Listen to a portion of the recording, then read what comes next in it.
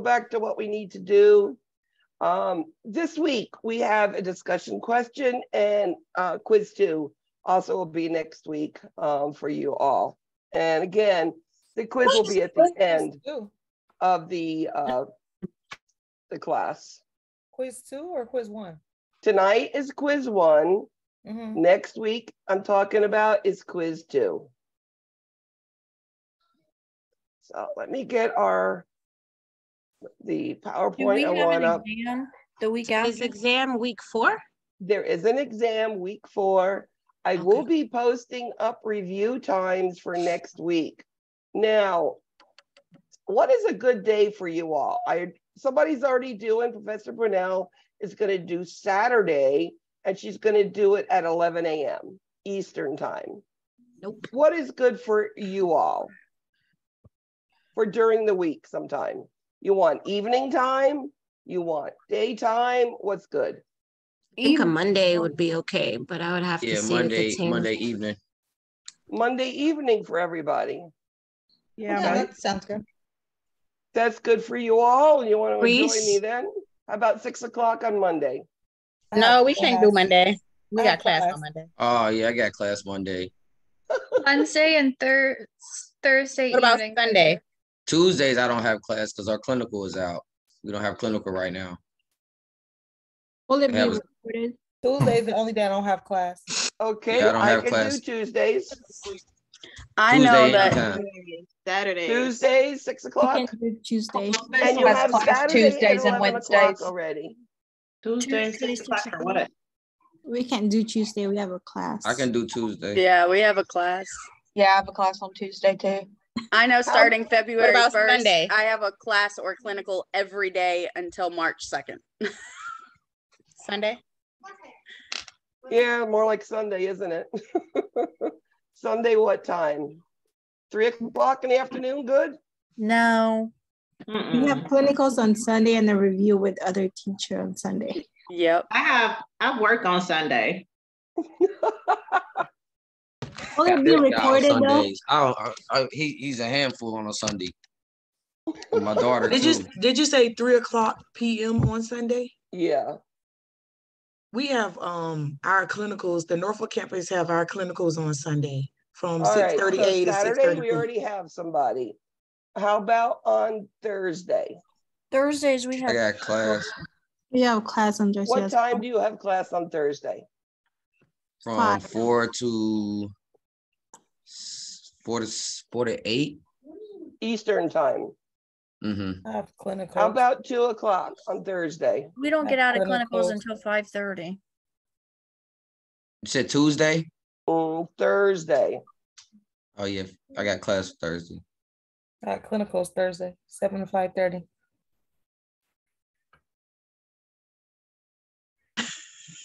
This is crazy. Tuesday. So I only got Tuesday. That's all I got is Tuesday. Tuesday works for me. How many can do it Tuesday? Put your hands up. Tuesday, what time? What time's good? Anytime. Anytime's good. Evening. No, not anytime now for us. Can we do, What can we about do morning? Can anybody do morning? No. Tuesday That's we are in sim Okay. from 8 in the morning to 2:30 in the Give afternoon. me one out the refrigerator. How about 4 o'clock on Thursday? We don't get out until 4:30. How about 5 o'clock on Thursday? On Tuesday. Okay, that's not even us. 5 o'clock on Tuesday. That could work. There you go. We're You gonna mean go we're with gonna that. work on Tuesday? Remember, everything is recorded, and I will Okay. post it to your announcements in case you can't come. The reason to come live is that you can ask questions. Tell me, I don't understand that. Give me some more information, okay? So Tuesday, we're gonna do it at 5 o'clock. There we go. And then you have Saturday at 11 o'clock with Professor Brunel. All right, let's go ahead and start your PowerPoint because it's a long PowerPoint, a lot of information. It's going to go over the preschooler, it's going to go over school age, and it's going to go over adolescents. So quite a bit of information.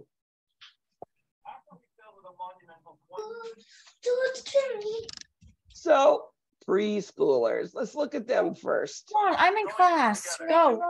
No, not anymore. So preschoolers, ages 3 to 5. No, preschoolers are going to about by 3 years old, 2 to 3 years old, 2.5, 3, are going to be 4 times their birth weight. So if born at 7 pounds, they're going to be about 28 pounds. We also know that they are going to start at preschoolers, get all of their teeth are going to be in, all their baby teeth. They're going to get more muscle control. And now we're going to figure out, are they right-handed? Are they left-handed? For all of these ages between 3 to 5, we're trying to figure out. My grandson throws the ball with the right hand and very well, but he's a lefty and he writes with his left hand, and that's what he prefers. So that's when you start to learn. So Piaget. Now, you guys all did a great first discussion question regarding the theorist, and I was actually quite impressed that you were understanding it. Piaget is all about cognitive development. It means thought. How do you think? How you figure things out? And they're starting to learn more about language and what things mean if they see things. If they see like a light on the stove, that means it's hot. They're starting to figure that out. It's hot. They are egocentric, but it's not like the I, me of the toddler. It's more of, I don't understand what you're saying and I don't want to because I only know what I think. I don't know what you think yet. They're also into animism, which means they take toys and they make them into some sort of human feelings. Ever see a little girl take the dolly and put them to bed with them and cover them and kiss them goodnight? I mean, they're like their little baby or their teddy bear or whatever. They don't want you to throw or hurt their stuffed animal, whatever it is. Artificialism is something like, it's windy outside because somebody's blowing, or there's thunder because God is bowling, right? Or the clouds are white because they are, somebody's painted them. And also it looks like a lamb, right? Also, the pre-logical thinking is they're starting to use symbols to represent words. It's as in they're going to take their arms up when they're starting to learn what airplanes are. And they're going to be starting, putting their arms up and flying around like they're the airplane and going vroom, vroom, meow, down the room, right? Or they pick up a stick out of the yard and they're swinging it around like they're going to be a knight or somebody with a knife and they're going to stab you, right? Their experience and logic are based on, what they're seeing around them. Also, they also understand now. They're hard to find out what's, in the past or in the future. And, they like to look at the object, not what it can do, where it can go at this age yet. Also, parents and siblings are that model language development, which means how the parents speak, how their brothers and sisters speak is going to help them. No brothers, no sisters, they might be behind a little bit.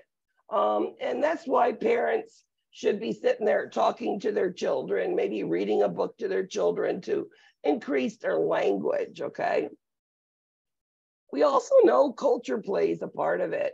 There are cultures that don't believe in asking questions. There's cultures that don't look you in the eye, that don't touch.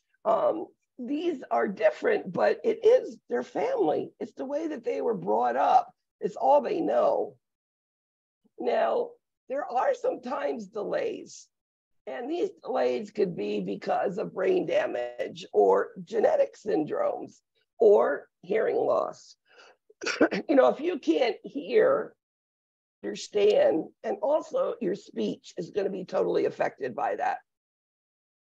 Also, there are things called these childhood and anxiety disorders, ADHD. ADHD is when you are doing something and you don't finish the task and you go to the next thing and to the next thing and you can't sit still. And it's part of this attention deficit hyperactivity disorder. Some of these psychological things, autistic children play by themselves. Their language is far lower than it should. I mean, a 2-year-old should speak 2-word sentences. An autistic child won't. They might just have a grunt or maybe a couple words that they speak. So this could be part of it. Sometimes they're delayed because of a previous infection. For instance, meningitis, the inflammation of the brain, meninges, and that can cause some delays in your children. What if you're premature, you know, and you have these interventricular hemorrhages in their brains? All of these things can cause them also to have delays. We know if there's drugs, poverty, malnutrition, you don't have nutrition, you know, your cognitive awareness is down, your physical is not going to grow because nutrition is so important. And poverty, maybe you don't have enough to eat, enough to drink, you know, enough sleep. You don't have anything that you need also. So we know that delays is language and how they speak, how they express themselves. Maybe they don't know how to say, I'm angry, I'm happy, I'm sad, or I need something. Still at this age, they don't know how to express it yet. Now, bedtime. Now, bedtime can be very difficult with some toddlers. They don't want to go to bed. The preschoolers, ages 3 to 5, they're speaking, they're understanding, they know how to get what they want from parents. So you might see them, I need a glass of water, I need another kiss from daddy, or I need another hug, or I have to go to the bathroom. It's all that delay, right? Well, in bedtimes, if there's specific rituals that they're quiet, you know, dim the lights, have a quiet room, read a, you know, give them their hugs and kisses. They've got that attention they want from you because it's a one-on-one. And then when you're done with that book, you cover them up, give them a kiss and say good night. And if it's a ritual since they were a kid, they know that's it. When that's done, I got to go to bed. Parallel play, associative play, cooperative play. Play is very important. How do the kids learn? How do they learn that blocks can pop on each other? They can build, you know, blocks of 3, 4 towers. I mean, probably by 3 years old, they can do little towers of at least 3 blocks. By 1 year old, they're doing 2 blocks, you know, that are going up. Parallel play is playing next to each other. They're not playing together, but they're playing with toys and they don't interact. Associative play is like this picture to the right. There's 4 kids playing with blocks, but there's no goal. They're not creating something. They're all doing their own thing.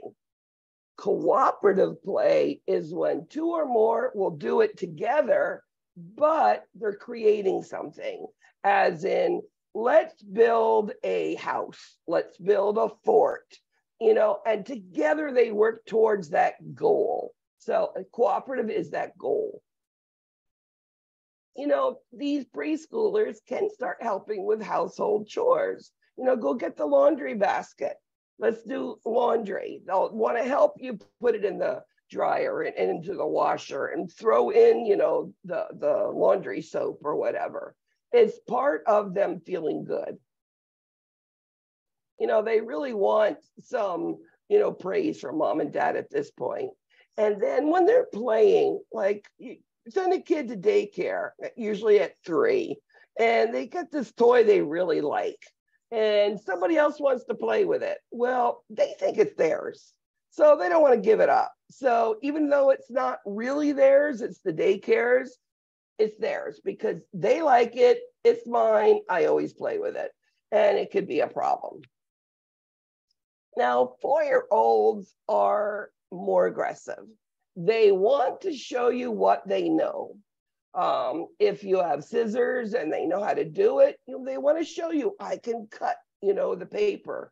I can have a knife with dinner because I know how to use it carefully. They want to show you, even if they're ready or not, right?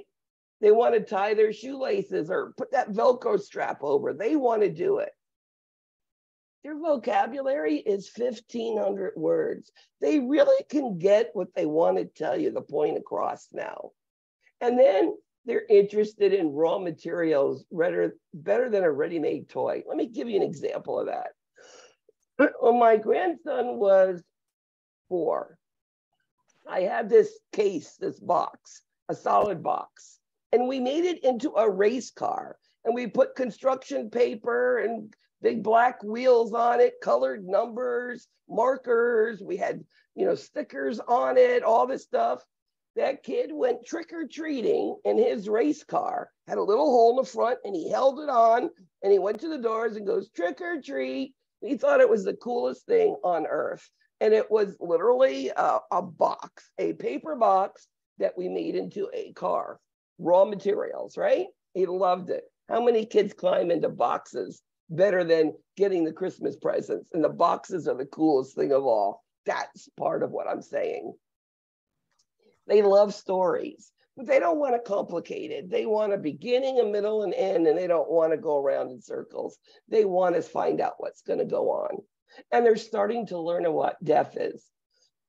Whether somebody in their house has died or heard something about it, now they're going to ask questions, and now they're getting afraid of it, getting afraid of being hurt. Now, a 5-year-old should be more responsible, and it'd be less dependent on parents for many things. Like they should be able to go get undressed, get in the shower, turn on the water, and get the soap and start going. And the parent, of course, is going to check to make sure all the body parts are clean enough, but they should be able to do this. They're going to talk a lot, incessantly. They want to know about everything all the time now. They're so thirsty for knowledge. They should be able to at least ride a tricycle, if not their own bike. And they should be able to use some tools.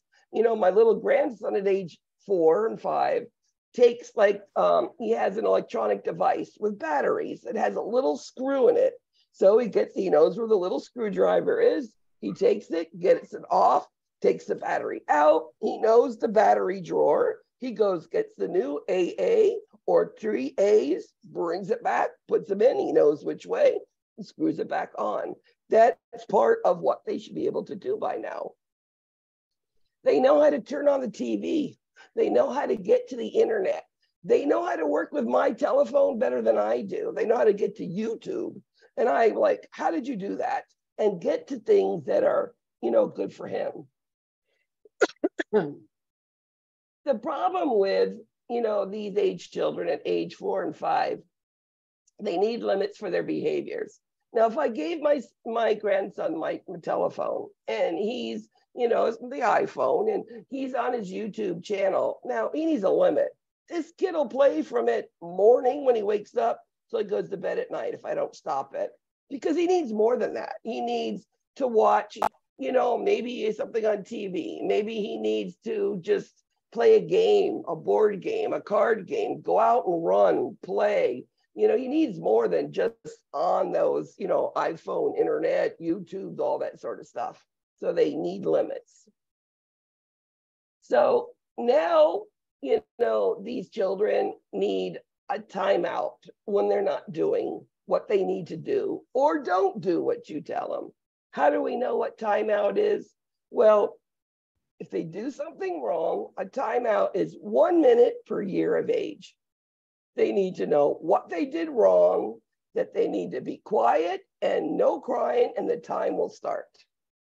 And that's how a timeout should be given. Ever have a kid fall on the floor in the middle of a grocery store and have a fit? Like, I want that cereal. And they go on the floor and they go screaming and yelling. I see it all the time in the grocery store.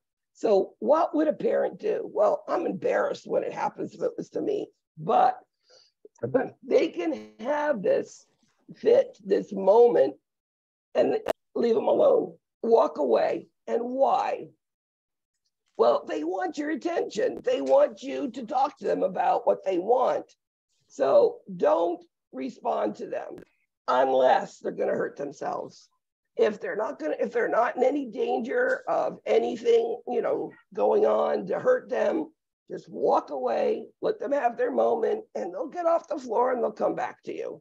Still might try to ask you something, but you just, ignore that. And reward should be positive behaviors. I know that I've taken away, no, you can't have any cookies tonight. But they did something like I started the laundry and then the laundry basket came out without me asking. I go, okay, you can have one cookie because you're doing the right thing and I'm proud of you. So that's that positive behavior. And being consistent is the most important.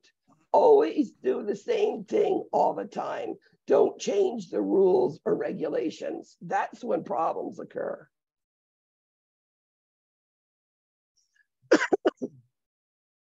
Now, instinctual behavior is it's just a reflex where you put your finger in your mouth when you don't feel good. Remember what Freud says and what Piaget talks about, sensory motor.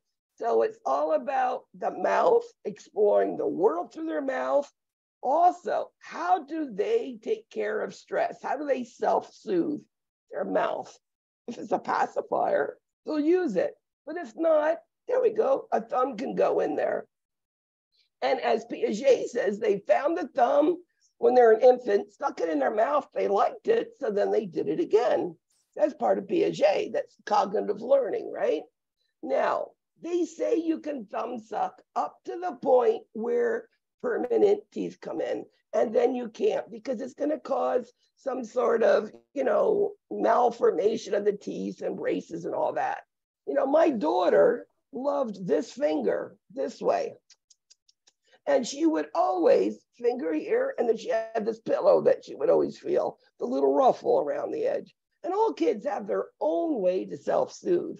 Now, she did get her finger out before her permanent teeth came in. So she didn't have any problems with teeth. But there's kids who always, even as teenagers, suck their thumb. It can happen, but it will disrupt their dental health, okay? And we know kids under undue stress, they'll do things to soothe themselves. So a kid who's always in stress will be that child who's going to suck their thumb or finger the most. Now, bedwetting. Primary, the kid's never been dry. That means urinate every night in the bed. Then we have secondary, where they've been dry for a year or more, and all of a sudden they start urinating, bedwetting, which is like, what's going on? Boys are more than girls. Now, if this is the time where this child hasn't bedwet in a long time and all of a sudden they start to wet their bed, let's look for why. And there are some conditions. Now, if you have a urinary tract infection, that can cause you to bedwet. Diabetes mellitus or insipidus, both. Some of the symptoms of having the disease is urinating a lot. Seizures, they have no control of their body.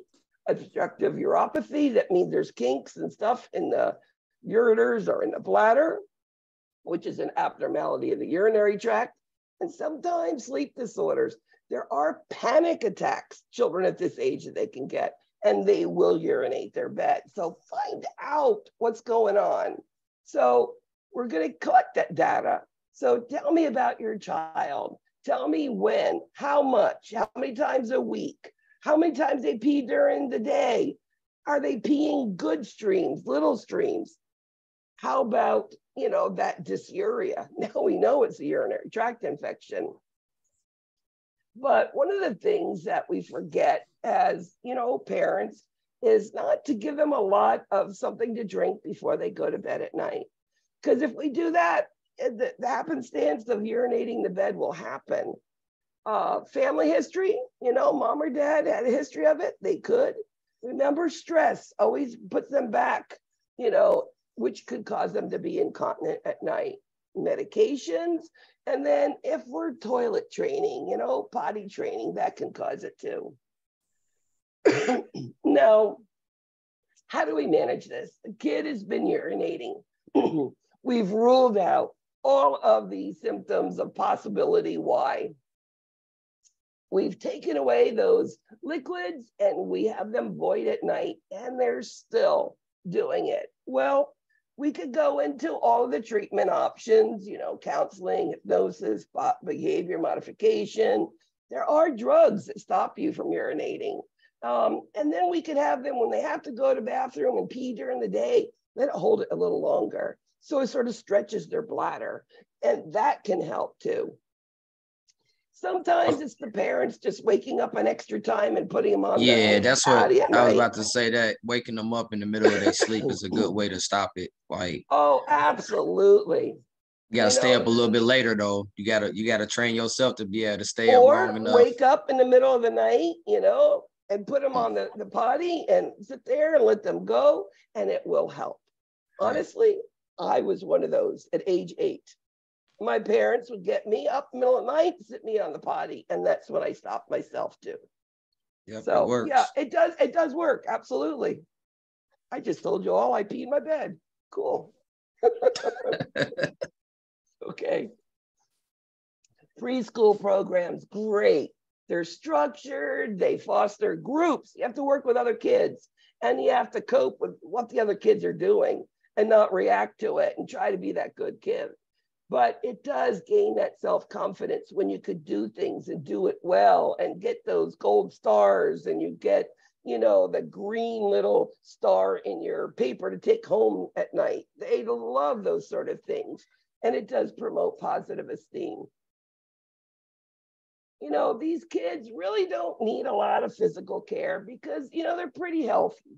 But again, they should, you know, at least rinse off every day, but they can wait for their shampoo, their hair for at least twice a week. Yeah, my little grandson likes it every day, except maybe one day when I'm not with him, that he doesn't want to do it, but he will wash off before he'll get ready for bed because he likes it before he goes to bed. It's a great time. They warm water, they're clean, nice, you know, clean jammies to bed, and they do really well like that. That warm is that calm time before bedtime. Remember their clothes. They shouldn't be these tight things. You know, we know that those tight stretch pants on girls can cause urinary tract infections. So loose that they can move with them. Accidents, you know, unintentional accidents in all age children from infant to elderly is all about cars, car safety. The younger kids, we know it's the car seats, maybe put in wrong. You know, they're facing front instead of back, not in the booster seat, don't have a seat belt, but it's also running over children. Why do you think we have rear view mirrors in a lot of the vehicles today? Do you know how many kids I've seen ran over by cars when I was in the emergency room? It was either 3 or 4 of them. Now, one kid didn't do well. You know, I have to be honest with that. But I saw 2 kids, one nothing happened, and one just had a broken leg. A car ran over them. So being careful with cars and car safety is important. Also, burns. You know, kids like to not wait to eat and the food's hot, or they're pulling stuff off of stoves because they want to see what's up there. I mean, I had a brother who burned his whole right arm, you know, with a pan of oil that came off of it. It's just what kids do.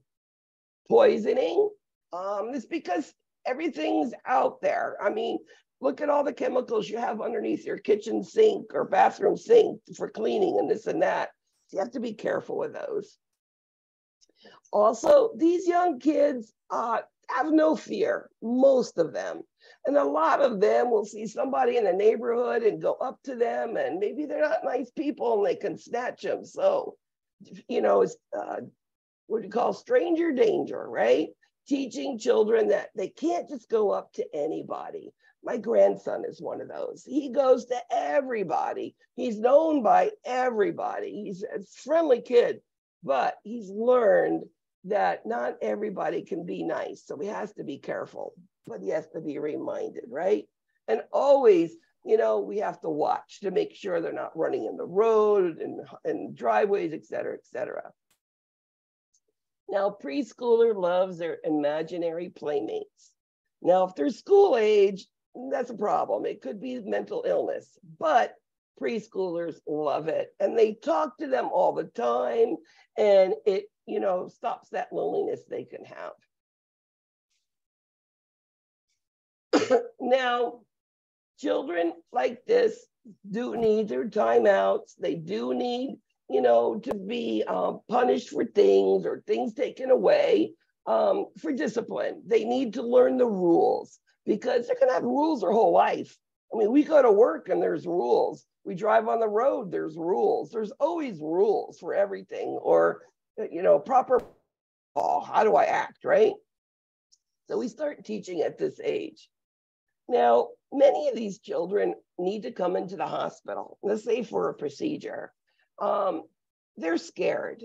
We know that toddlers need strict follow the home schedule. Preschoolers are not as bad, but they still need a schedule there. Now, how many times a kid gets to the hospital, they're there for prolonged times. The parent is a single parent, has 4 other kids at home, has to work, can't stay at the bedside. This kid's going to be going through these 4 stages of separation anxiety. Number 1, screaming, yelling, upset, no, don't go. Then they're like, oh, okay, but I don't want to be here. And then they're like feeling lost. You know what's happening. And then they go to the point where they're tired of crying, tired of being upset, and they're in the corner and they regress and they're sucking their finger again, right? And that's how they're self-soothing. It's just part of separation anxiety. So when you're looking at this child and seeing what they're doing, it's going to help sometimes with some diagnoses. You know, watching them, how are they playing? Are they together or with other kids? It's important. Are they have their own personal playmates, or are they talking with other kids? So it's, you know, how are they, you know, dealing with the whole group? And then their attention span. Now, if you see a kid alone, playing by themselves in the corner, don't want anybody, don't look at you, there could be some behavioral issues. This child could be a type of autistic child. And the earliest we catch it, the better outcome we'll have for that child, because we can start instituting physical therapy, occupational therapy, speech therapy, having them work on a schedule, and getting them better than we ever thought they could. Because, you know, sometimes it's the nurse who finds these things out, like there's something not right with this kid, and getting them evaluated. Now, the Denver Developmental Screening Tool is just a tool to look at developmental stages in children, seeing where they are. It's not to find out what to do. It's just assessing the personal, social, motor, and language schools. It's a tool that we use. And now school-age children. School-age children are age 6 to 12. Now, this is, you know, they've gone from being babies and needing a lot of assistance to being more autonomous. They're getting their first best friend out of the family, you know, and they're more active with them. I mean, in younger ages, they have a friend at school, but they get more peer relationship, and they get together on the weekend or Friday night or holidays, whatever, you know, so you have that, you know, first friend. Usually it's same-sex peers. School age are same-sex peers. They're into their little fantasy land. You know, if you have a kid like a girl, they might like Snow White, you know, and they have Snow White sheets and blankets and a Snow White doll and Snow White clothes and crowns and all of this stuff. They love it. Their imagination goes like crazy. Now, one thing about school-age children, Erickson says it really well. He talks about a sense of industry. And the industry is stuff they do really well. You'll see kids who are good at spelling, good at math, good at science, good at something. Or it could be sports, or it could be kicking the ball or running the ball for, you know, the fastest. These are what they do well, but they can't do everything well. So they have a sense of inferiority. Those are the things they can't do well. So industry is tasks, things they do really well. They also start writing, reading, but they're understanding it a lot better. They don't need an explanation. They also can work this what's toward a delayed reward, as in, if you do well all week long, you get, you know, a or B on your test on Friday, we're going to take you to the movie. So they don't have to have it right away. Younger kids need something right away. They can't wait, but a school-age children can. They also have to be told that they need to try again. They can't be perfect all the time. I think the best example of this is playing a new video game and losing and crying and being pissed off. I couldn't do that well. And you're like, try it again. It takes a couple times for you to learn it, but I bet you can learn it.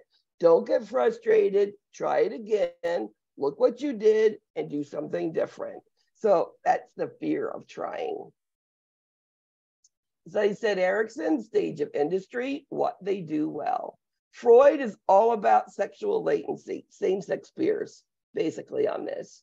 And Piaget is also this cognitive awareness that there are things that you can put in groups, as in you have your Snow White, like Snow White, right? That's who you like, your fantasy, you love, and you have everything Snow White in your bedroom, you know, from pencils to pencil holders to dresses to sheets to pillows to dolls to everything Snow White.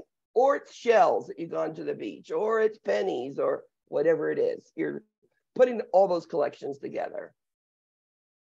Now, right before puberty, the growth will slow down and they get a little bit heavier. It's like right before puberty, you know, children get a little pudgier. It's just what they do.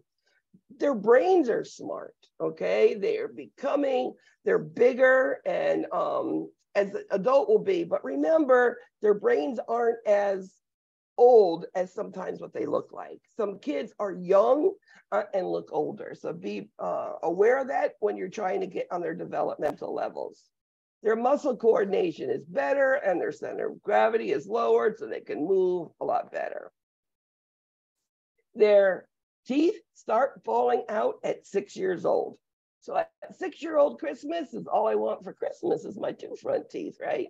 I'm sort of looking forward to that with my grandson. He just turned 6, so we'll see. 4 permanent teeth should come out per year. The GI tract, remember, the infants can't have anything till 6 months, right? Because it's immature. It's just going to come out in the stool and it won't be absorbed or used at all. But as school age, now the stomach capacity increases and you don't need as much calories because you're not moving as much as the young kids. You know, and being more mature, maybe you like hot or spicy foods. When you're younger, you couldn't tolerate that. Also, the heart is growing more slowly and it's smaller now in proportion to body size. It used to take a lot of the chest as an infant, but by school age, it looks more proportioned to the heart and to the lungs. As I said, remember, the size does not correlate to their emotional maturity. They may look older than they are. Always look at the age before you'll address these children. The sex role is all about parents. How the mother is, the girls will be. How the father is, the boys will be. You know, if the mother always gets dressed up and puts bows in the hair, well, this is what the girl's gonna do. If daddy dresses up and always likes, you know, this clothes and that, the boys are gonna be that way. The school environment, you will see that it's expected the sex role of a boy. They're gonna be more aggressive than a girl. It's just what is. They sort of expect it. So girls and boys are different in behaviors. Now, always children, with the help of parents, should set these realistic goals that they can do things, they can accomplish it with a little bit of help. They need to be aware in school that attendance is important, that lateness, because these things can cause, they're not in school, they're late, they're always being yelled at. It's going to be the sign of loneliness or depression. Children need to, when they come home, so how was school today? What did you do? How was, whatever friend, what letters, what words did you talk about? Very important. Homework is the responsibility of the child, but parents always have to say, hey, get your homework out. Did you do your homework? But it is their responsibility, and you should give it to them as their responsibility. Come home, do your homework. You ask them, an hour later, so did you do your homework? No? Well, okay, sit down and do it. Now you have something taken away from you. 1 cookie at night after dinner, not 2 today. Sexuality, find out what they know first and understand that there are different terms and there's more than these things right here. The slang, what do they, and ask the child, do you understand what those words mean? Well, that was dope. Well, what does that mean? Ask the child. We know it, but does the kid really know? So find out. So that's the important part of all of that stuff. 6 years old, energetic, on the go. They like to start so many things, but never finish. So there's games and toys everywhere in the house, right? And they don't pick it up, and they don't put it away, and they don't finish it. It's just part of who they are. At this point, they're just not rambling on and talking about anything. They want to know something now or tell you something. It's a purpose. Look at their vocabulary, 2,500 words at age 6. And it requires these children still a lot of sleep, 11 to 13 hours at night, and they do a lot better with it. Without it, they're going to be cranky, and they are. Again, same-sex peers. It is hard to go to school, hard to conform to those rules, hard to listen to another adult and get along with those kids in my class. Oh my goodness, those kids, right? But it's something that you need to help them get through it.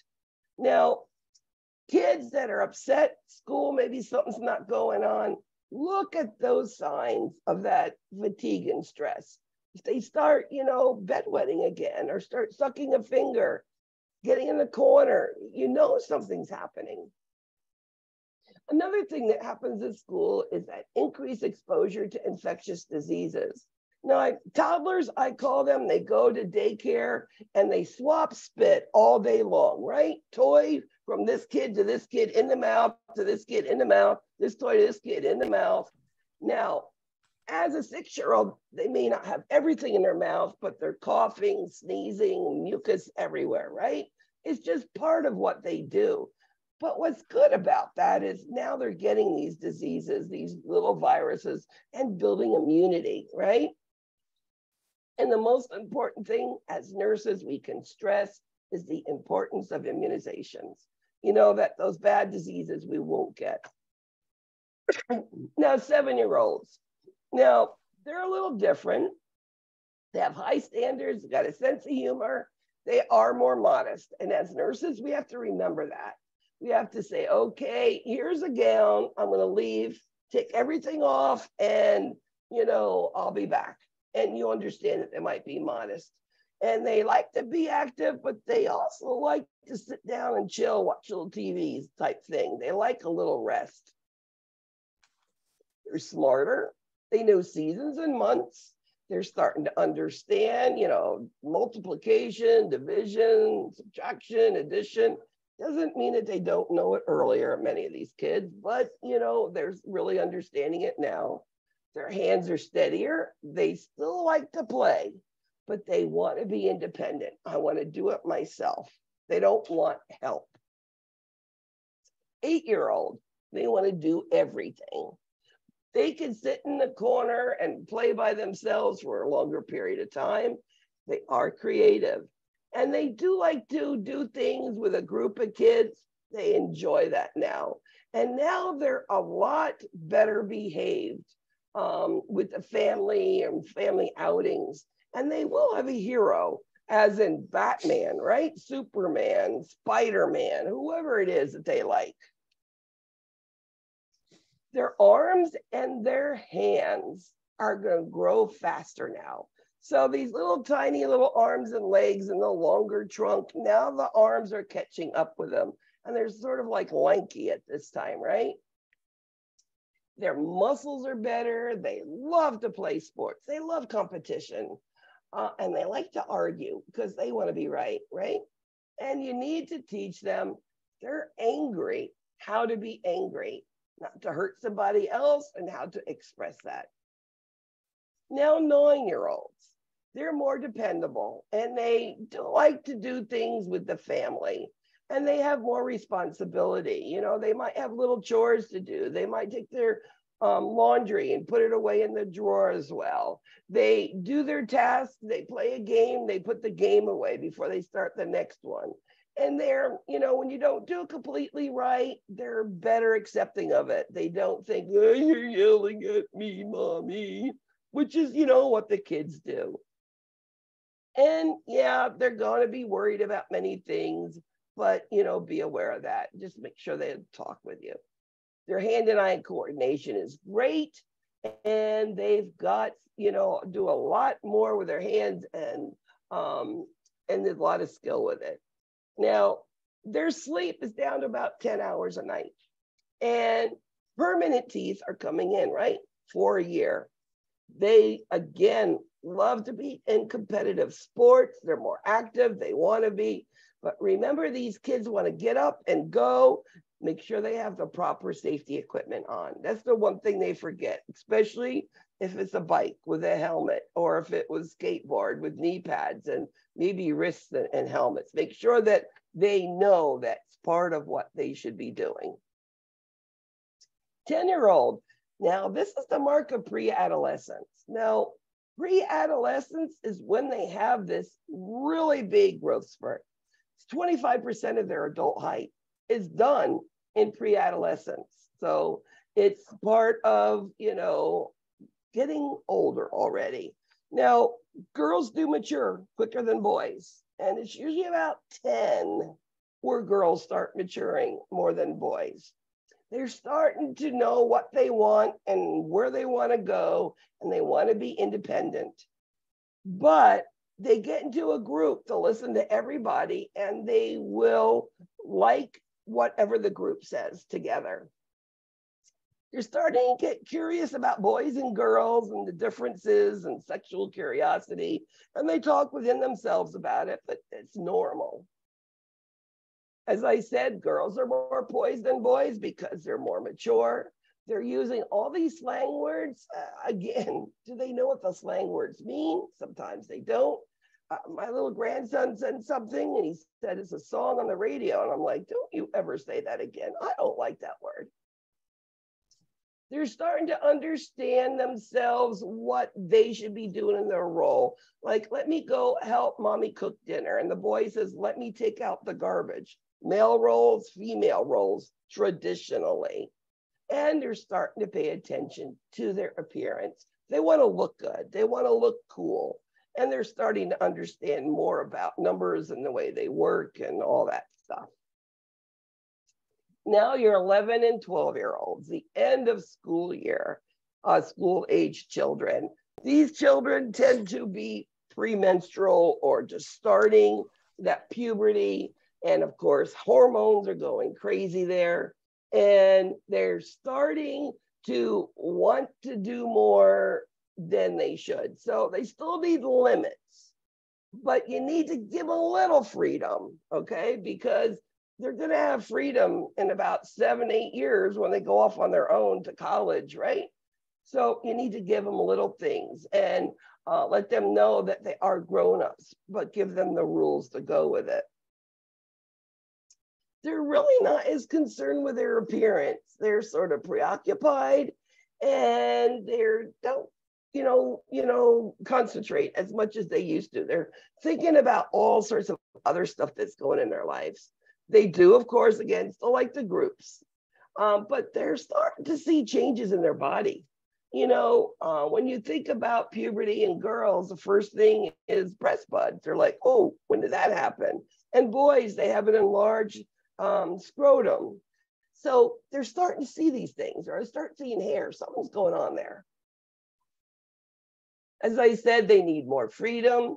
And this is an age where you sit down with your child and you start nagging them and saying, you didn't do this, you didn't do that, and you're supposed to do this, and you keep going on and on. They're gonna completely tune you out. So as parents, they should be told, if you have something you need to say it as quick as you can, because they will turn you off. And we know that chores are important. And the reason is they're going to grow up, move out of the house. They need to do laundry. They need to know how to clean. They need to know how to cook, how to do dishes, use a dishwasher, all of these things. So the chores are a good thing. They don't really want to do them, but they are good for them. Their health examinations, usually we do them right before they start school for the season. We do hearing tests, vision tests, and we look for things, because maybe a kid has a slight hearing issue. Well, that affects their speech, and it also affects how they're listening and understanding. They can't hear. How do they know and learn, right? Very important. And many kids will not say, I really can't hear that well. Or maybe it's vision and I don't see that well and they need glasses. Sometimes we know with hearing because their speech is not going to be as clear as it should because they don't hear as well. And we know all about these children need to know how they're doing at school. If they're doing well, then probably they don't have issues with vision or hearing or speech, okay? But if they're having problems, probably something's going on there. School-age children, remember, it's ages 6 to 12. It's a broad spectrum of ages. Keep it in simple terms. Let them know what's going on, what you see, what treatment you're going to do, and how they're going to get better, when they're going to get better, and anything that goes with it. And sit there and answer any questions, but do it simply. You don't have to put these big words in there. They're not going to understand, taking an x-ray of you. Like, what does that mean? Well, we'll take a picture. We see the insides of you. We could see that the bone was broken, so we can fix it. And we'll put a cast on you. And what color cast do you want? Now it doesn't sound so bad, does it? So put it in a way they understand. One of the things that is helpful is there should be a designated place where they do their homework and study. So it's not where they play games, because that's where their mind's going to go. Put them in a certain place, let them study, and get their homework done. It's their responsibility. And you give them crayons, pencils, paper, tape, scissors. They're responsible for it, making sure it comes home, make sure they take care of it, and that you're not constantly replacing it for them. That is very important, that they know that they have responsibility for their things. An allowance could be monetary with money, or it could be an allowance that earns a privilege. Every parent's different. I mean, I never got an allowance, but I got privileges, and I was able to get money for those privileges or those things that I needed. So it's whatever a parent says, but some sort of reward. And now the adolescents, these are 13 to 18, hardest age of children to work with, because they're in between this child and adult, and they want to be grown up, isn't it?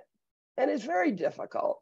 So it ends with the cessation of growth. They stop growing and they become mature. It starts with, and it goes puberty, with those secondary type of sex characteristics, okay? Which means the breast buds and the enlarged scrotum on male. That's where it starts at. And it's early, middle, and late, because this ages a lot of stuff happens. Now, major tasks. They have to establish their identity. Again, this is Erickson, identity. Now, what is an identity? Well, who am I? Let's look at just sexually. Do I like girls? Do I like boys? Do I like both? Do I like none? Also, do I want to be with the band group, the sports group, the nerd group? Am I?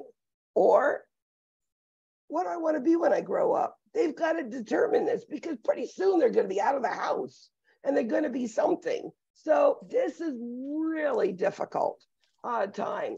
And it's all about body image. Who am I? My body image. You know, some kids have pimples or fat or skinny or freckles or curly hair or red hair. And everyone has an identity, and body image is so important. And they want to be like their peers. They do. This is a time when they start separating from family and are with other people more than they are with, their families. Other people, they're starting with intimacy. They're starting to be sexual in many different ways. And again, looking to be what I want to be when I grow up. It's a hard time. They're hormonal. It's rapid physical, psychological changes. They're given more responsibilities. They don't know if they want to handle it. They still want to be a kid. They still want mommy to do it, but they don't because they want to do it themselves. It's such an ambivalent time. You have to maintain privacy with these kids. So again, giving them time to change so that they're not, shown, their bodies hanging out. They'll really appreciate that. They're dealing with all sorts of pressures, and they've got mom talking to them, teachers talking to them, and it's a lot of pressure. And of course, their peers are also. Parents should be told to keep an open communication, and they should have really good practices about their health care. They're brushing their teeth and their hygiene and maintaining going to the doctor to take care of themselves. Now, these kids want to be more independent. Again, it's hard. Mom wants to be in at 11 o'clock at night on a Friday night. Can you imagine that? I want to stay out till later. I'm going to be okay. Well, they don't understand what parents have done in their lifetime, and they just think that they're being a nag and they don't want me to do things. So it's hard, very hard. Their bodies are changing, they're growing, they're getting, breasts and curves, and the boys are getting taller and shoulders, and, and now we have all of these sexual drives. They want to experiment, with themselves and with others. And they want to be a part of the group. Part of the group is really, really important. So, adolescents, intimacy. They want to be loved. Peers, their best friends. They want a partner. They just need that warmth. The Piaget, they're starting to understand things they need to do in order to get what they want. And Freud's all about sex. It's all about their genitals. It's like they want, to do things with genitals. So adolescence in girls is between 10 to 13 years of age. And it starts with that puberty, okay? Now, initially, the same sort of hormones are secreted. So the androgens, testosterones, and estrogen are both about the same, okay? But it causes them both to go through puberty. Now, these are all the changes a kid goes to in order to be an adult. We have the baby face turns into, more of a, an adult face. Their legs get longer, their trunk gets shorter. It's all of these things happen. Now, puberty, when does it happen? Well, as I said, girls are usually 2 years before boys. Now, they say the growth spurt occurs before you turn 18. And we know that adolescents, this big 20% of their height during this pre-adolescent. They gain a lot of weight because they have to fill in all of this height. You have long arms, long legs. They look really lanky and ganky for a while until they fill it in. As I said, it's awkward, long leg, gangling type of bodies. And also it's that sweat glands are active, and they a lot of oil skin, and many children have a lot of acne, which again, body image, it's very depressing for them. Now, puberty for boys is between 10 to 13. And you start to see the hair on the face, the chest, the axilla, and the pubic areas. Their shoulders get wide, they get more muscles, and all of a sudden, that voice deepens really fast. I know, speaking to a girlfriend and speaking to her son for his whole life, and all of a sudden that voice was low. I'm like, are you Mikey? What happened? Your voice is really deep. So he was laughing at me, but it's true. You can hear the difference. The genitals will get bigger. There's some pigment color changes, erection, nocturnal emissions occur. Now, the one thing about boys that we as nurses forget is, like, women do a monthly breast exam. Males need to do a testicular exam once a month. I've seen bad testicular cancer, you know, with bad outcomes. So, you know, they should be taught. So pubertal changes occur sometimes 6 months, but usually about 2 years before they do in boys, okay? We know that as they are going through this puberty, you're going to see the hips, the thighs, the breasts are all going to be changing. Now, sometimes if nutrition is not where it should be, maybe it's they're anorexic, right? They're not getting nutrition. They're too fat, body image. You might not see menstruation. And if you see an adolescent who's not been menstruating, there's a problem and it needs to be looked in, because it could be some sort of problem with an eating disorder. Now, Tanner's stage of sexuality talks about the different stages of sexuality in a male or female.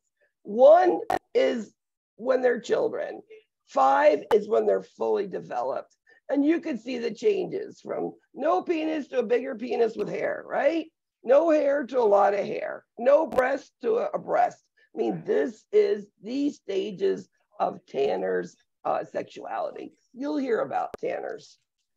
What I did is I made a little chart of boys and girls and what you see during the stages. What you can see is stage 1 is no sexual, stage 5 is complete. Again, Piaget, sense of identity. We know it's looking for who they are, what they want to be. It's all of those things. And sense of intimacy is they want that warm type of love. But we know that it's going to be with parents. It's going to be testing the parents as much as they can, because they want to be grown up before they did. But there needs to be someone to help them with making decisions, especially when it comes to intimacy. Cultural and spiritual considerations. Well, we know that the family and the cultural or religious things are something they've had since they were young. And we know that the family is usually that bring up is what they'll believe in, although they might embrace something else, okay? They might have a best friend of a different religion, or they've read or they've watched a documentary, or who knows, done a report in school on different faiths and values. And some kids will, but usually they'll go back to, you know, what the family is. Again, body image, sense of identity. They feel if they're getting pudgy, everybody's noticing it. But they also, when they're doing things well, whether it's schoolwork, sports work, anything, they take pride in what they do well. And they want to please their peers. Every effort is made to be like their peers. as I call them, the buddies in them. Now, peer relationships are those really important people in their life because, you know, they really don't talk to mom and dad a lot because mom and dad just tell them what not to do all the time. And, you know, you just don't let me go out. You don't let me do. You always want me to do something. And, you know, that's what parents do. So they've got peers. Now, they do help them feel like they belong. And school is a really good place for this to occur. And they want to be a part of the group or that clique because it really is important. Now, usually, you know, every adolescent will have at least one, but usually one bestest friend. Usually it's the same sex. And what it does, that's the person they talk to about their feelings and what's going on.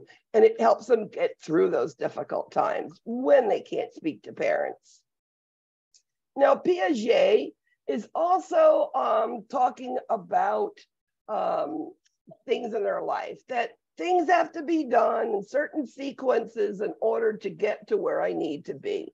They know that if they want to go to college, they have to get this grade in school, or they have to take this class, or they have to, whatever it is. So they're going to make sure that they do it because their goal is, let's say, college at, you know, Yale, because they have this program and they know it already. They're going to go through all those stages they need to do to get there. They understand it. Smart to understand that. Now, sometimes older adolescents, you know, in the group can see different points of view about a situation. Like maybe they're just thinking about themselves and what they want, and they don't think about the other person and how it affects them. Sometimes they'll say, well, what about if you turned it around like this? And they get it, like, oh, all right, but still I don't like it, but it happens. You know, as nurses working with adolescents, realize it's a difficult time. And to be able to sympathize and empathize is with all of the changes that are going on in their life.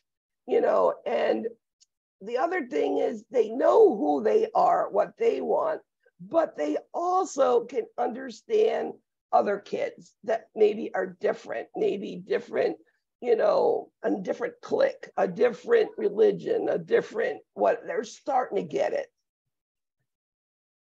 Sexual behavior, and they're going to start getting acquainted with, this is a member of opposite sex. Well, it's a member of whatever sex they want to be with, basically. You know, if they're boys or girls or one of each, it's still getting together and, you know, that sexual behavior.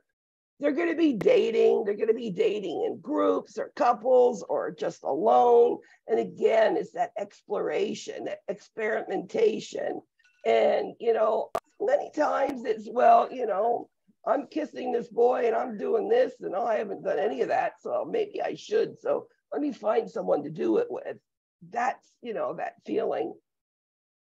It can affect that growth, development, because they're thinking about that and not other stuff. And the other problem is, you know, let's say they enter into a sexual contact where they weren't ready. Maybe they get sexually transmitted diseases, or maybe they even have pregnancy. You know, adolescents, do they have the money? Do they have the resources to get protection? Do they know about how to get birth control pills or condoms? Or are they too afraid to go get them? You know, all of these things. And that's why you'll see these unplanned pregnancies and sexually transferred diseases.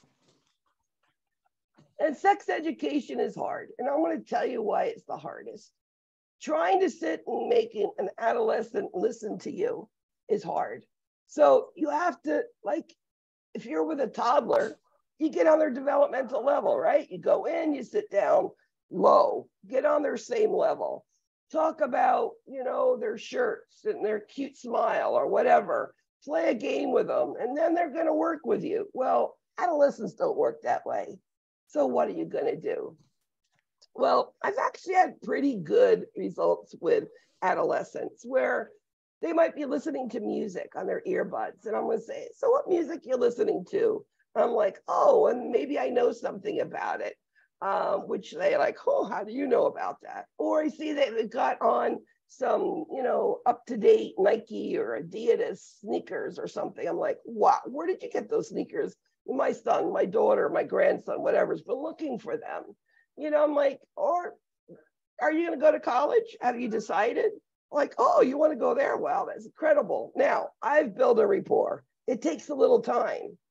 Now, they can talk with me and I can give them information. Can't give my opinion, but information. Now, many of them won't talk in front of their parents, right? And they usually come in with their parents. I can have the parents leave the room and I can talk with them openly and candidly. And many of them will talk to me. They'll try to shock me sometimes.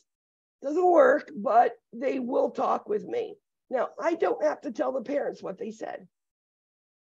As long as it's not gonna, what they're telling me, it's not gonna hurt themselves or anybody else. So I can recommend abstinence and contraception, but I can't, force them into my beliefs. We know that sex education is good. It just helps prevent pregnancies and disease transfers, but it's not going to stop them from exploration. It just doesn't.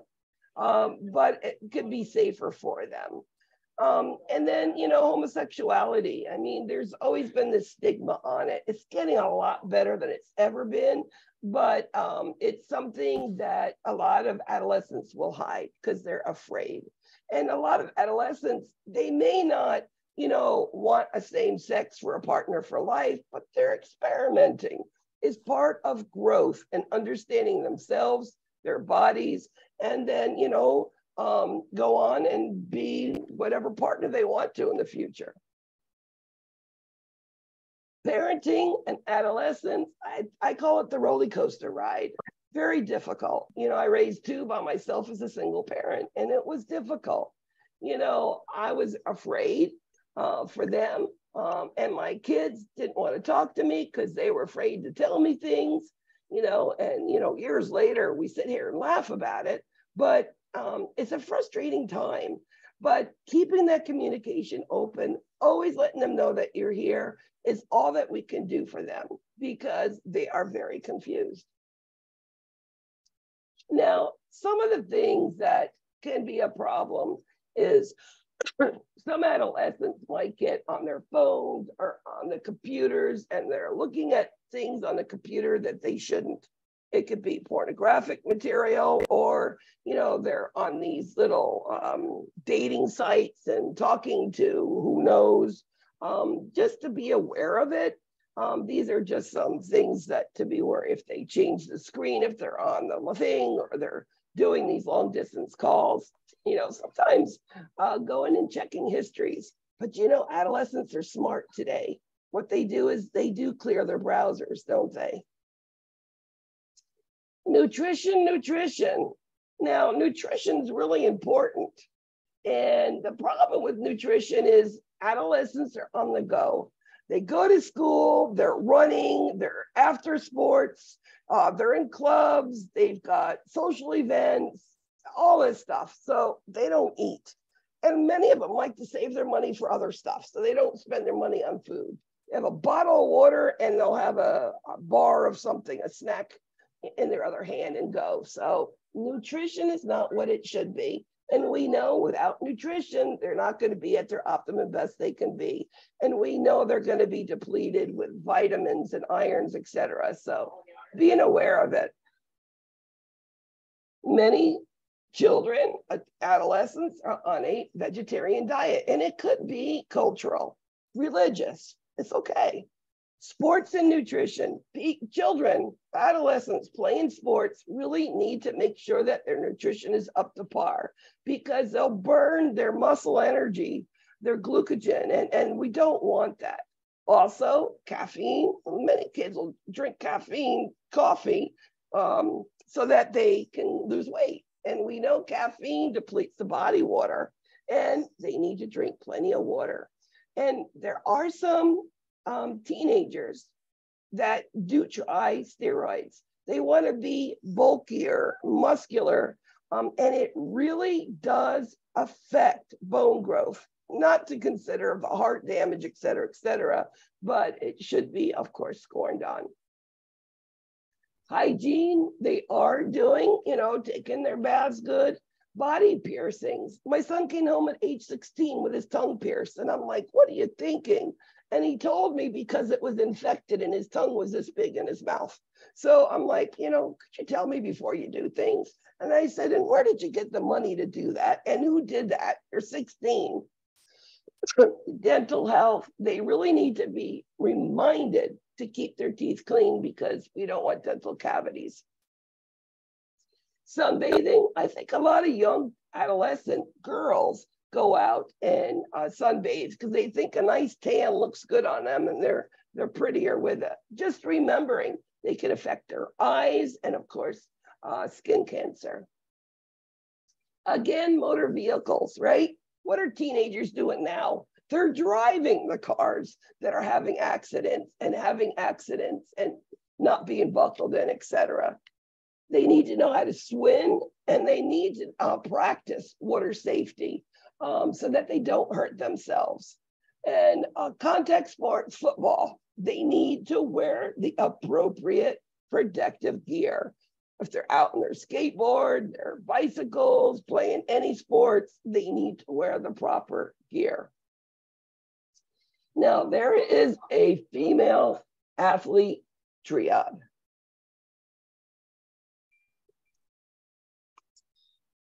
And this is a disordered eating, amenorrhea, and osteoporosis. When you see amenorrhea on a girl who is by age 15 not having a period, you should think about, ooh, what's going on here? It's not right. It could be anorexia nervosa, where they just don't eat and they exercise. So they're losing weight and they still think they're fat. The other one is bulimia nervosa, which is they binge eat like crazy and they vomit all the food. And again, they're losing weight. Now, this causes all those vitamin minerals to be lost, but it also causes that osteoporosis. So if we see these things, we need to look at it carefully to help that adolescent. Drug use, drug education, be there, be aware that it happens. We know that the experiment is peer pressure, et cetera. Changes in a child, we really need to take it seriously. Nursing assessment for the parents, the peers, the pot, the alcohol, the automobiles, cigarettes, the education, all of these things need to be looked at, because some kids don't realize how bad it's getting. And sometimes it needs a wake-up call and, of course, appropriate referrals, especially your school nurses. Depression is huge in adolescents. Remember, body image, they don't like themselves, right? And all of this identity, who am I? And especially if, you want a same-sex, person, as the person you want to love, and it's not accepted by your family, you get depressed because you can't be with them, you can't show your love, or whatever that is. And know that in depression, any words that suggest suicide, take it as a reality, real, and get that child help now. I've seen many teenagers commit suicide. It is very important to think about that. The school nurse could be the one who sees it. So recognize the depression, have them talking, have hotlines all over the school, in the bathrooms, on the bulletin boards, and try to provide any sort of referrals that we can, get the families in there, et cetera. And I've mentioned it already, adolescent pregnancy, how to deal with it. How young are they? I mean, I've seen, in my career in the newborn ICU, 12-year-olds having premature infants. And I can't imagine the emotional torment that has gone on to be 12 years old having a child. The child's having a child. Is it fault of her own? No, it's just society. Remember, with adolescent pregnancy, nutrition's important. And remember that activity, are they only sexual with one person, or we have chances of sexually transmitted diseases? And many of these don't have access to a physician or even know if they have insurance. So unplanned pregnancies, we have those 3 trimesters. If they confront it, understand it, they have pregnancy, but they don't feel it yet, so they don't know what it is. And then all of a sudden they start to show. And now it becomes a reality, and getting them ready to have the baby and getting ready for the baby at home. So nurses, what do we do? Keep those communication open. Let them feel comfortable for you. Give them that privacy and tell them that what they tell you is confidential, that you're saying nothing. Remember that as they're adolescents, and they're being rebellious, they're just trying to be independent. They're trying to be, what they want to be, and they just don't understand it yet. And tell the parents just to guide them, to listen, to try to understand, to try to work up something that works together, a compromise. So healthcare teaching is nutrition, dental care, personal care, body piercing, accident prevention, substance abuse, self-control. It's a lot for an adolescent, right? Risk-taking behaviors, money, time management. A lot of these kids get $100 in their pocket and they go out and blow it, and it's gone. And, they didn't save it for later, and it's not uncommon. And then as you're talking, use those open-ended questions. Give them an opportunity to respond to you. And all of these little sayings here, I think, are quite amazing. I think they really talk about who an adolescent is. Like, mothers of teenagers know why animals eat their young. Sometimes you're like, I don't know what to do anymore. I've tried everything, but again, parents still will stay there, do what they need to do to get it there. Any questions so far? A lot of stuff. Who would like to win a Kahoots tonight? I've got to go sign back in. Give me a moment.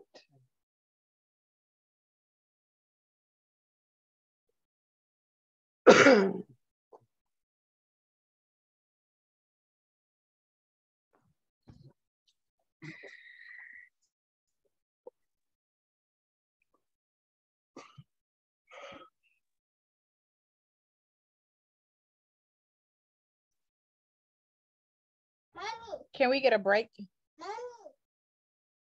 You could take a couple minutes, but we're running to that point where we're going to go over, and I don't want to do that to you because we had that, I couldn't get on the computer. If you need to get up and do something, please get up and do something. Does this end at 8? 8:30. Oh. At 8 o'clock, you'll get your quiz and then you'll be done. Thank you. You're welcome. So this is 24 questions. And it's on growth and development and immunizations. No, anytime during lecture, you need to get up, get something to eat. It's, go to the ladies' room, please go. I understand that, okay?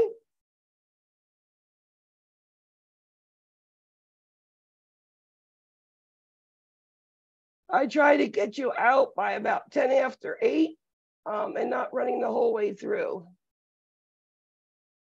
And I know it can be hard. There's your pin. No, I was just asking because it was different for the other class, so. It's okay. Would you like to get out earlier or would you like to stay to 8:30? That's the answer. Early is always fine. Get out earlier. Yeah, I know most of you are. This is what I usually do. It's okay, Michelle. If you need to do something, please get up, stretch, go run, come back. I get it. I totally get it.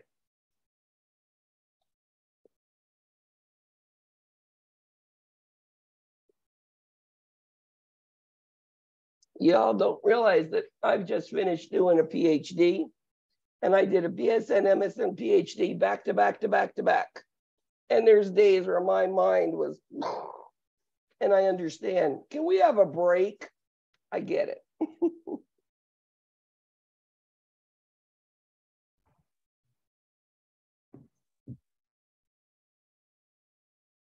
Let's just get her going so we can get out of here on a great time.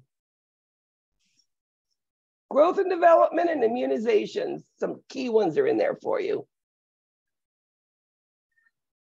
What stage of Erickson's development is in preschool? Now, you guys just did the discussion questions, and if you notice, I have graded them, and I've put in something in there to help you understand a little bit more. Can you? You know the game pin? I didn't log in quick enough. Sure I do. Where did it go? I think it'll be on the next one. Hold on. So initiative versus guilt is going to be your preschool.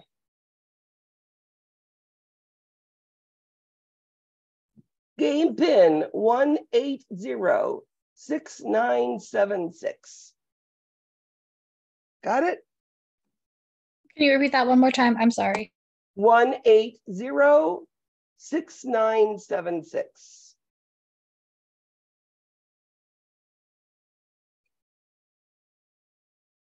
Got it. Thank you. Awesome. What is positive outcome is a toddler in the Erickson developmental stage? A positive outcome for a toddler in Erickson's developmental stage.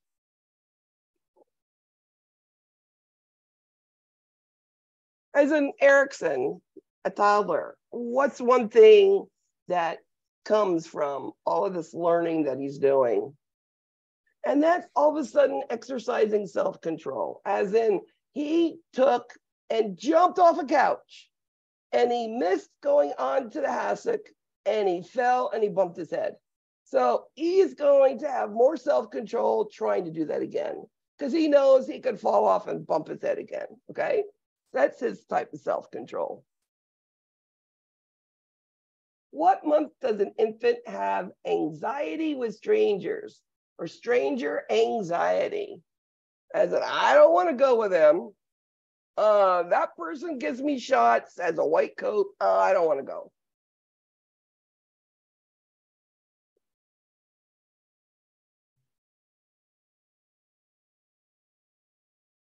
And it's about 8 months. You know, these really, they're alert. They know what's going on around them. And this is really when they start to fight with you. I'm not going there. As they get older, they understand more, but 8 months is that age where you see it the most. True or false, an infant rolls from back to front in the 3rd month. Remember, they lift their head up, they roll front to back, back to front, they get on their knees and they crawl, then they get up and they creep around the couch and then they walk. That's in the 1st year of life. So it is false because they're going to go from their front to their back first.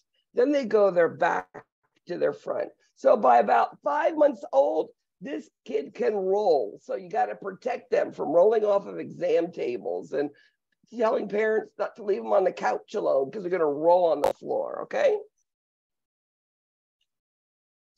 An anterior fontanelle closes at.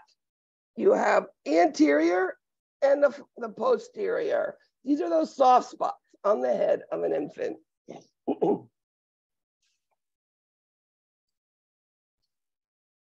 You know, if they close too early or close too late, there's a problem and it needs to be investigated. This is why we look for those things. Now, the anterior is about 18 months. The posterior is about 2 months that it closes. If it closes too early, can the brain grow where it should? Or what if it's wide open? Is it hydrocephalus? Is there a brain tumor? What's happening? The sphincter control is maintained at about 30 months. Yes or no?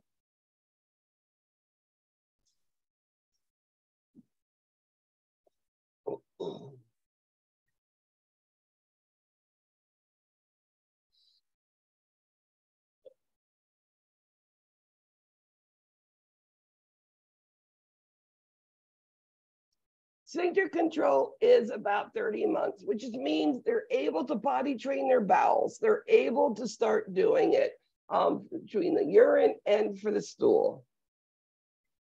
You know that potty training for urine doesn't start till that child can hold their urine for 2 hours without urinating. If you see they can hold it, they're ready for potty training, 2 hours. Toddlers obey easy commands at what months? Remember, toddlers are ages 1 to 3.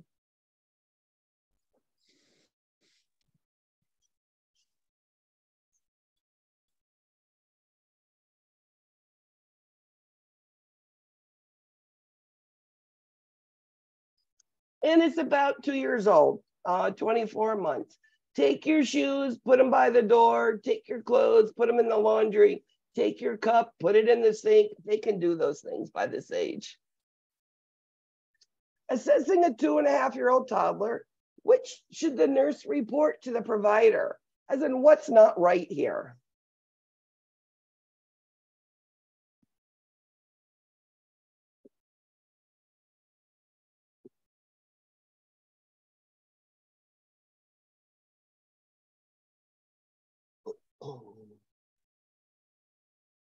So when a baby's born, they got big heads and little chests.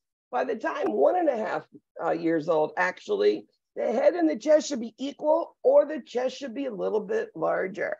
And their current weight is 4 times their birth weight, about 2 years old. As a preschool parent, which is the best way to promote sleep? A preschooler, ages 3 to 5, bedtime. How are you going to get them to sleep?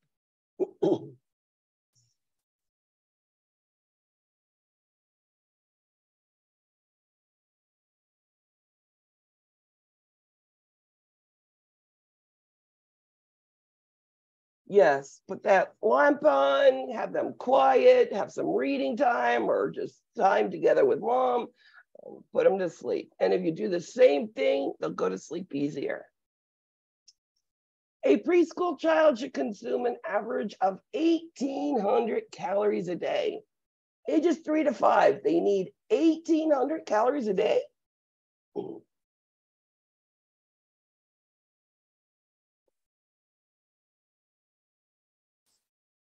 Absolutely.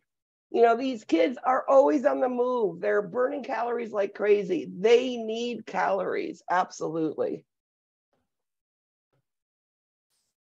The nurse is assessing a 6-month-old child. Which developmental skills should be expected?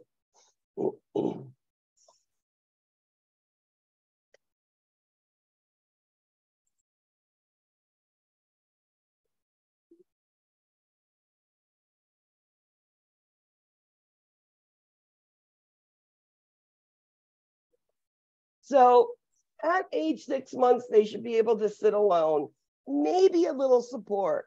By 8 months, no support, sitting alone is absolutely normal.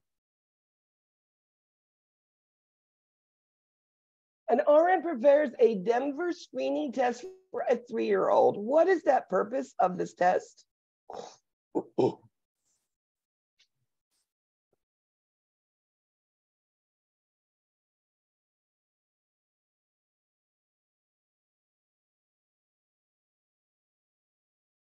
So all it does is it assesses the child's development. When you assess it, then you're going to determine what does this child need to catch up, if they need to catch up.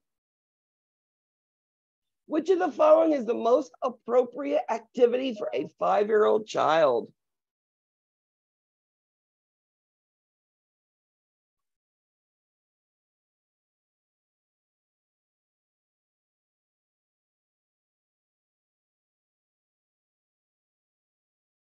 Actually, it's Play-Doh. I mean, squeeze toys are babies. Board games, they might not be able to do. Computer games, they might get frustrated.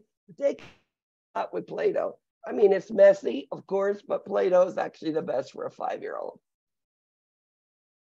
At the toddler level, these kids prefer to interact with their own sex.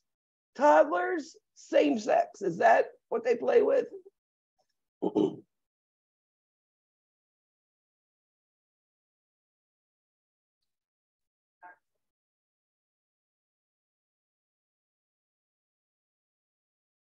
And no, you know, when they're this young, they play with anybody, right? Boy or girl, they don't differentiate. That's not till preschoolers they start seeing the difference. And school age, absolutely same sex. Which year does a school age child begin to lose their temporary or baby teeth?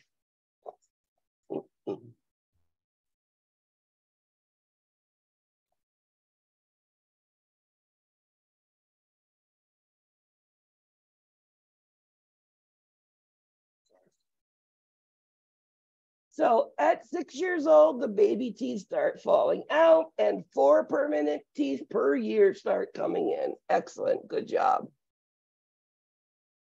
Puberty in boys, which is the first manifestation of sexual maturation. We know girls as breast buds, right? According to Tanners.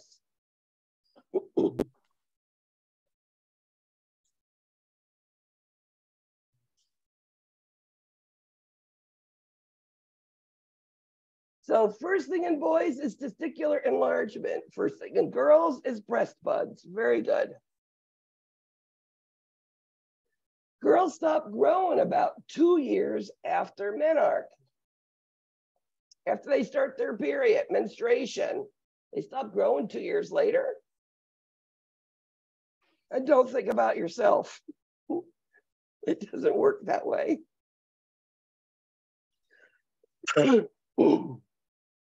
And they do, absolutely. That is what you do see, okay? So if you start your menarche at 12, by 14, you should be at the height that you're going to be. Which is not included in the male changes for adolescent stage.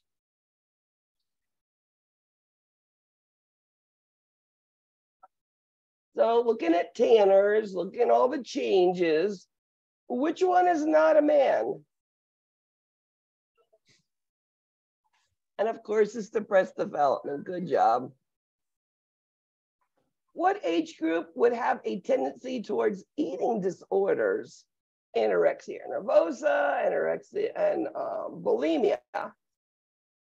Whether purging or not eating.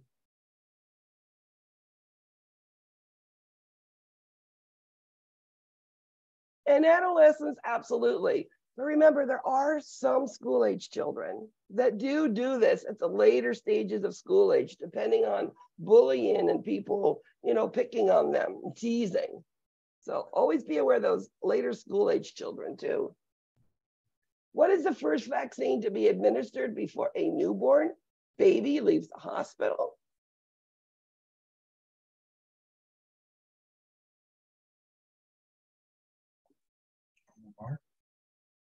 And it's hepatitis B.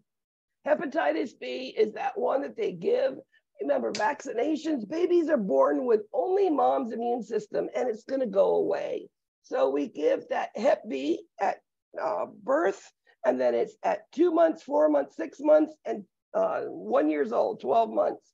And we hit them with so many different ones to increase their immune system so that they don't, you know, have these bad type of diseases. Children are at high risk for flu and should be vaccinated yearly.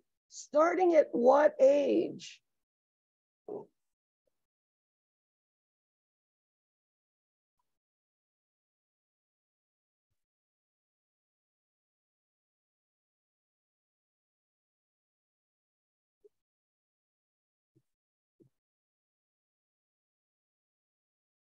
And it's about 6 months. 6 months is when we get the first one and yearly thereafter. And we found that that protects these children. Give influenza to a young infant under a year old, you know, will get very sick. What 3 diseases does the MMR vaccine prevent? And this is given at 12 months the first time.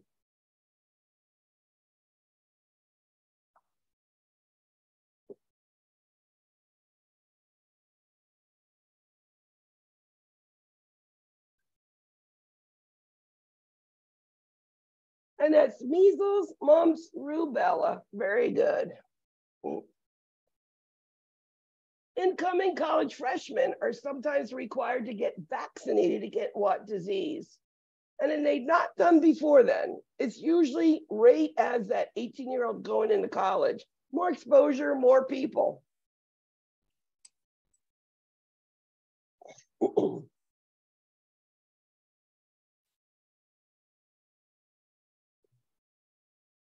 And it's meningitis. Okay, that's the one that they give right before going away to college.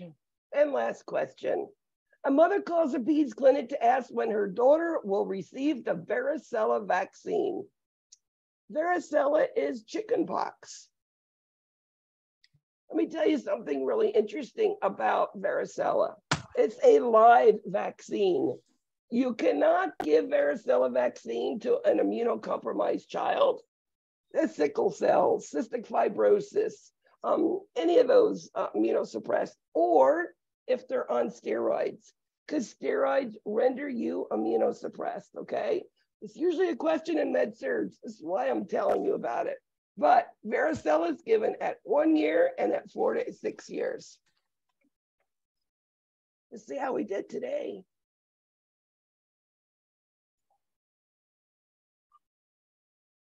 AT number 2, number 1. I'm gonna, good job, guys. Joe and Precious, good. All right, what I want you to do is go to your modules in Canvas, go to quiz 1,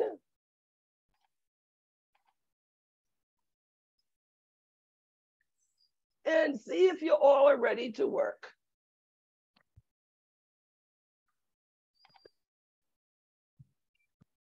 Anybody right now see it as locked? Before we start, those from you from another class, is everybody okay? Hold on, I'm checking. Mine still says locked until 9 p.m. I'm locked, so. Okay, and which class are you in? I'm locked too. What class are you in? This class or the Monday class? This Monday class. What is class? Yeah, mine's locked too. I'm locked too. All of you. Okay. Yeah. Let me go It back. says until 6 p.m., but it's after 6 p.m., so I'm confused. Mine says after 9. Mine's not locked. Can I take it and then get off? If you don't mind all of the noise, yes. Perfect. All right, let me go into it, see what's going on, get you guys there. Try to be as quiet as we possibly can for everybody. Are we taking the quiz right now? If you're open and you want to go, go. Oh, I'm sorry. I didn't even know I wasn't on mute, but do we come back on after we take it? When you're done with your quiz, you're done for tonight. Oh, okay. Well, so I can log out now. Did you take your quiz? Not yet. After the quiz, you log out. Okay. So we don't have class after? When you're done with your quiz, you're done for tonight because we didn't take a break. Okay.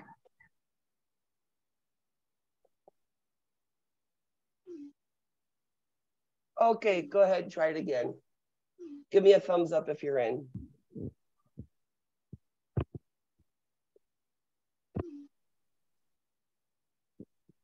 Okay, from now on, we talk on chat. Anybody who needs anything, good job. Thank you.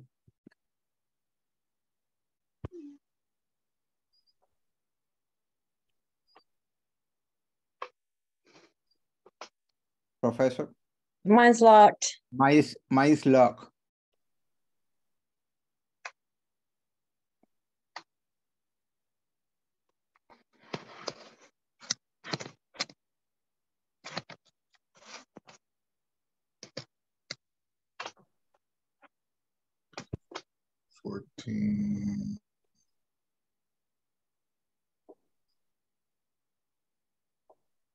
Adults by 6 months.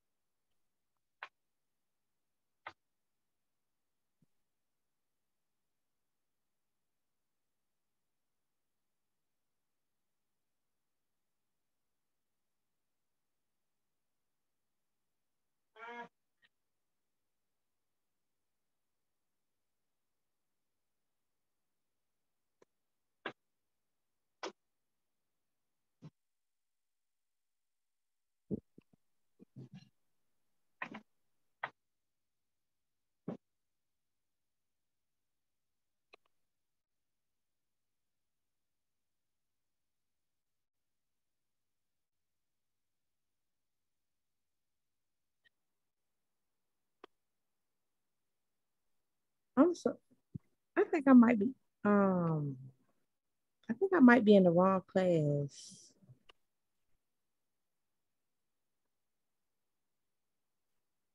Okay, I'm sorry. I'm gonna go ahead and leave.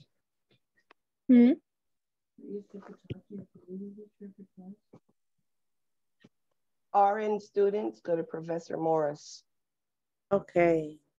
You too, Yasser. Look at the announcements. Okay, thank you. Hang on. Sorry, everybody.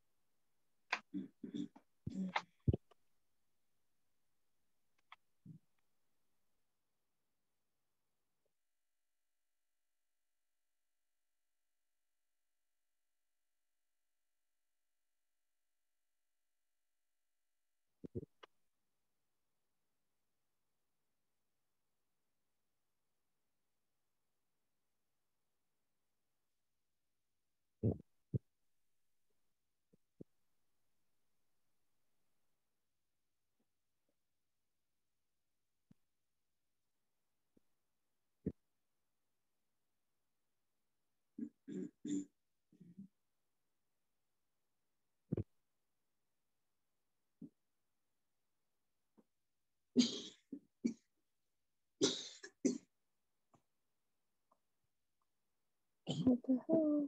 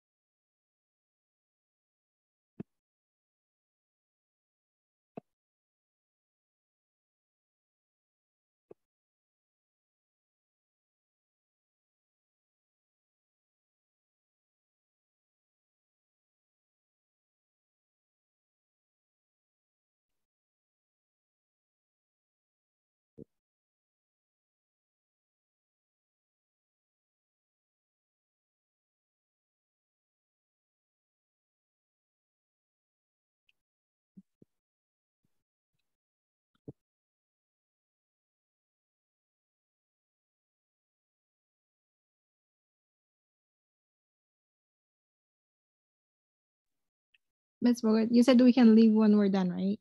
All right, thank you. Have a good night.